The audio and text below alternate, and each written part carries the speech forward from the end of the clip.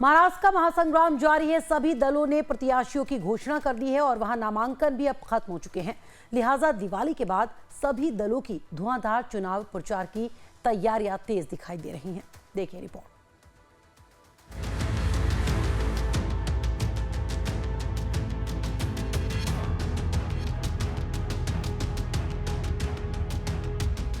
महाराष्ट्र के महाभारत में कौन बनेगा चैंपियन? सत्ता का सिंहासन किस पार्टी को मिलेगा?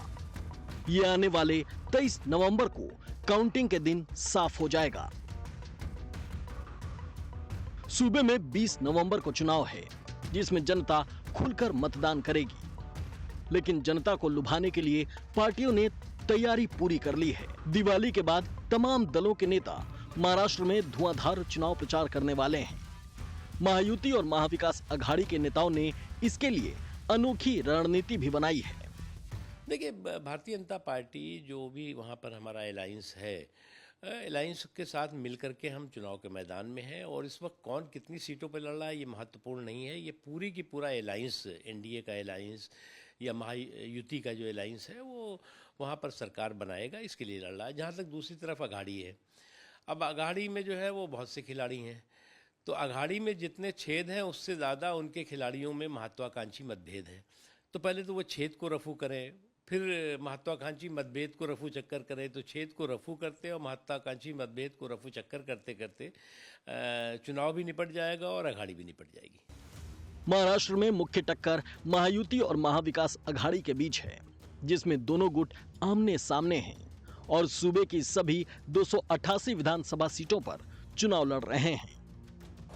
महायुति में बीजेपी, शिवसेना शिंदे गुट और एनसीपी अजीत पवार गुट शामिल है, जबकि महाविकास अघाड़ी में कांग्रेस, शिवसेना उद्धव गुट और एनसीपी शरद पवार की पार्टी है। अब दोनों गुटों के सीट शेयरिंग भी समझ लीजिए कि कौन कितनी सीटों पर चुनाव लड़ रहा है। बीजेपी 148 सीटों पर चुनाव लड़ रही है, जो 2019 के मुकाबले 15 सीटें कम है, जबकि कांग्रेस ने 102 सीटों पर अपने प्रत्याशी उतारे हैं। एकनाथ शिंदे के नेतृत्व वाली शिवसेना ने 80 सीटों पर अपने उम्मीदवारों को उतारा है, तो शिवसेना उद्धव गुट 96 सीटों पर चुनाव लड़ रहा है। इसके अलावा अजीत पवार की एनसीपी ने 53 सीटों पर प्रत्याशी उतारे हैं, जबकि एनसीपी शरद पवार की पार्टी ने 87 सीटों पर प्रत्याशियों को उतारा है।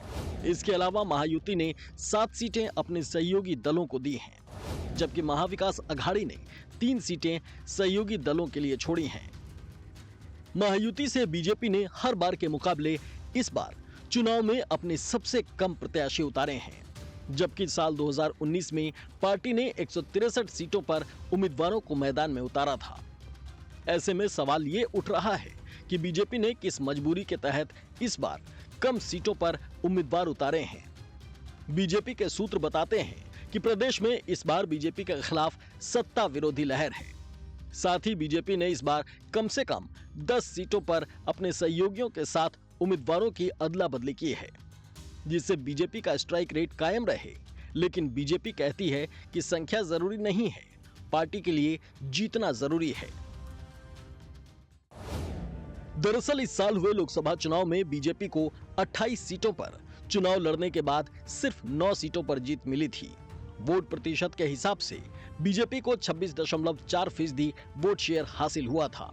हालांकि बीजेपी के चुनावी प्रदर्शन की 2019 के लोकसभा चुनाव से तुलना करें तो ये निश्चित रूप से खराब रहा था। बीजेपी के सहयोगियों की अगर बात करें तो एकनाथ शिंदे के नेतृत्व वाली शिवसेना ने 13% वोट शेयर के साथ 15 सीटों पर चुनाव लड़ा और 7 सीटें जीती। अजीत पवार के नेतृत्व वाली एनसीपी ने कुल 3.6% वोट शेयर के साथ 4 सीटों पर चुनाव लड़कर सिर्फ 1 सीट जीती, जबकि 2019 में बीजेपी को 27.8% वोट मिले थे, जो 2024 में मिले वोट शेयर से थोड़ा ज्यादा है। कांग्रेस को 16.4% वोट मिले थे, जबकि अविभाजित शिवसेना और एनसीपी ने क्रमशः 23.5 और 15.7% वोट हासिल किए थे।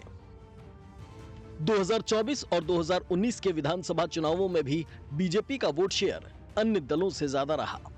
ऐसे में राजनीतिक पंडितों का मानना है कि शिवसेना शिंदे और अजीत पवार की पार्टी महाराष्ट्र में लोकल मुद्दों पर भारी पड़ सकती है। देखिए 2019 का जो चुनाव था वहाँ पे सिर्फ 4 पार्टियाँ थीं, बीजेपी, शिवसेना, कांग्रेस और एनसीपी। लेकिन अब स्थितियाँ वैसी नहीं हैं और मुद्दे भी दो ही तरफ थे। एक तरफ मोदी जी का नाम लेके, हिंदुत्व का नाम लेके बीजेपी और शिवसेना एक तरफ थी, तो सेकुलरिज्म से लेके प्रदेश के विकास की बात जो है वो कर रहे थे कांग्रेस और एनसीपी के लोग। आज वैसी स्थिति नहीं है। जाहिर सी बात है कि शिवसेना से अलग होने के बाद ग्राउंड रियलिटी भी बीजेपी को समझ में आ रही है कि सब कुछ वैसा नहीं चलेगा जैसा चल रहा था, इसीलिए समझौता सभी ने किया है। 2019 में बीजेपी का अविभाजित शिवसेना के साथ गठबंधन था। तब पार्टी ने 164 सीटों पर चुनाव लड़ा और 25.8% वोट शेयर हासिल किया। ऐसे में बीजेपी ने इस बार अपने दोनों नए सहयोगियों को न केवल ज्यादा सीटें दी, बल्कि बड़े पैमाने पर बीजेपी के उम्मीदवार शिवसेना और अजीत पवार की पार्टी से चुनाव मैदान में हैं।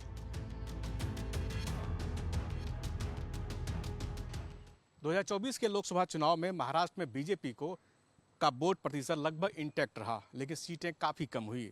इससे बीजेपी को 2 सबक मिली।